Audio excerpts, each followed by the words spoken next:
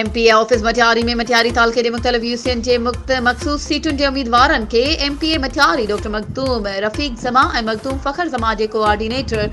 गुलाम अकबर भुट्टो नवाब मुदस्सिर अली तालपुर ऐं ॿियनि पारां टिकेटूं ॾिनियूं वयूं। उन मौक़े ते नवाब मुदस्सिर अली तालपुर, सैयद शहजाद शाह, अरशद सोहो, डॉक्टर सलेश वाणियो, नवाब शफीक खानजादो समेत ॿियनि पीपीडी मखसूस सीटुनि जूं टिकेटूं उम्मीदवारनि के हवाले कयूं।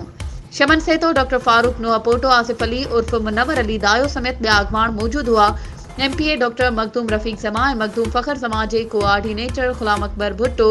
नवाब मुदस्सिर अली तालपुर ऐं ॿियनि जो चवणु हो त मटियारी ज़िले में पीपी तरफ़ां ज़िले काउंसिल जो चेयरमैन ऐं वाइस चेयरमैन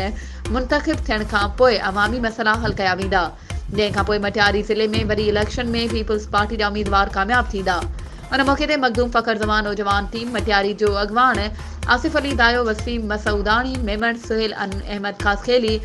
अजीम मेमण, शहजाद कासखेली, परवेज मेमण, बबलू उर्फ अवेस मेमण, पीपी लेबर विंग ज़िले मटियारी जो सदर मकबूल मेमण, पीपी यूथ विंग ज़िले जनरल सेक्रेटरी जमील मंगवाणो, समर कासखेली ऐं ॿिया मौजूद हुआ। वधीक ख़बरुनि ऐं अपडेट्स जे लाइ असांजे चैनल खे सब्सक्राइब कयो